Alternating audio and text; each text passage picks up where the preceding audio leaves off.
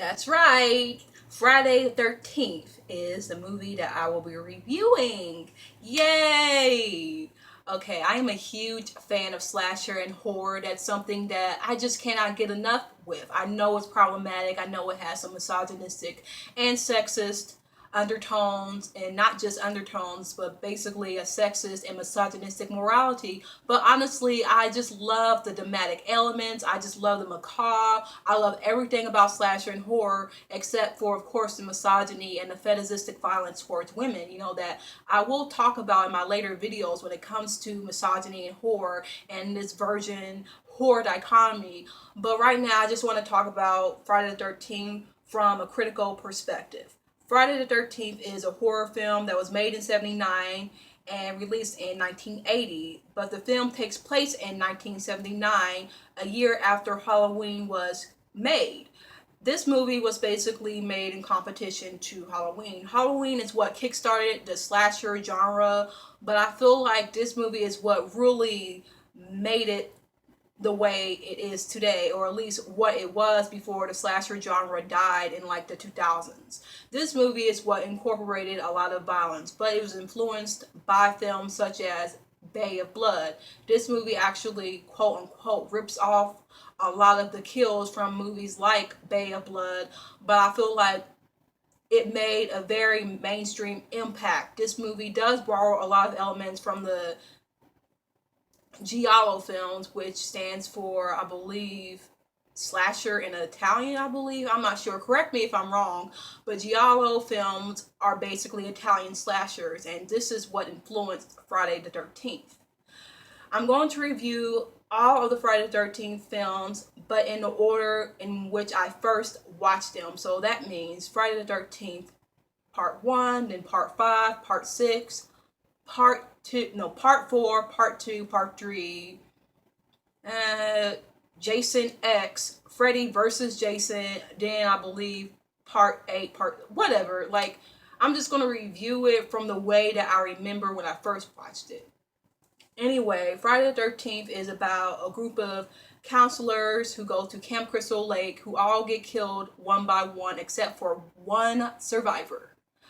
This film is basically focusing on the story of a little boy who drowned in 1957 because incompetent counselors weren't watching him. They were having sex, they were drinking, doing drugs. So after his death, a series of murders happened. This film starts off in 1958 where this young couple goes off to have sex, but they are soon caught and killed. Then it goes to the present where this character Annie is a cook and she is preparing to go to Camp Crystal Lake, but she doesn't have a ride, so she is asking people for rides. As soon as she goes to the diner, they look at her like, what the fuck are you talking about? Camp Crystal Lake? But this nice older man offers to take her to Camp Crystal Lake. But as they are leaving, this man named Crazy Ralph warns Annie in a very playful old man prankster type of way. It's got a death curse. And of course, they don't listen to him. They think that he is just some old man that doesn't know what he is talking about. So the nice man gives Annie a ride, but soon he has a change of heart and tells her there has been murders at this camp. Please go back. But she tells him that she can handle herself, so he allows her to go to this camp. He just drops her off and she waits for another ride. Another person gives Annie a ride, but soon enough, this person is suspect. They pass up Camp Crystal Lake. Annie is asking them what's going on. Why didn't you drop me off? So she soon sees that there is nothing right with this person. So she jumps off the car like any smart person would do. But unfortunately, the person catches up with her and slits her throat. So then it goes to the counselors driving to Camp Crystal Lake, another group of people driving to Camp Crystal Lake. And it's a bunch of just fun-spirited, rowdy teenagers or 20-something-year-olds in which they just want to party and drink, at least when they are preparing to go to camp. But from what we can see, they don't seem the most competent. They are more concerned with drinking and doing drugs than actually training to be, watchers of children. There's this man, Steve, who is the head of the camp, and he's trying to hit on this 20-year-old girl named Alex. And I'm like, dude, you look like you could be her father. Like, what the fuck? So needless to say, they get killed off, except Alex. Alice is a survivor of the film. So Kevin Bates, who is in this movie before he was this big time actor that he is today, he gets killed by an arrow to the throat, and then his girlfriend gets killed by an axe to the face, which is the most gruesome death in the movie. Then Brenda gets killed off screen, but she gets thrown to the window, and it's clear that she was stabbed by archery arrows. And then Alice's friend Billy is pinned to the door by arrows, which I don't know how that was physically possible, but this is a horror movie, so who cares? You know, when it comes to the Friday the 13th movies, suspension of disbelief is kind of a thing, you know, when it comes to the kills. But basically, Alice is a survivor, and she meets up with this older woman who's about 50s, in her 50s. Yeah, she's 50 years old in the movie. What's her name? Bessie Palmer, who just died recently, actually, R.I.P. But Bessie Palmer, her character's name is Pamela Voorhees, and needless to say, she is the one who did all the kills because she was the mother of Jason Voorhees, and she was extracting vengeance for incompetent counselors who don't really give a fuck about children, who just want to have sex and do drugs. So she goes on this vigilante spree, but she gets decapitated by Alice in the end. So yay, no more nightmares, right? Well, Alice does have a nightmare, and a decayed corpse of young Jason comes up from the lake and pulls her under. She was in a canoe, she was resting, and then all of a sudden, yeah, this decayed corpse just pulls her under. She wakes up, and the police officer tells her that, you know, they thought she was dead, but they revived her. And she asked him, what about the boy? They're like, ma'am, we didn't see any boy. So she said, then he's still out there.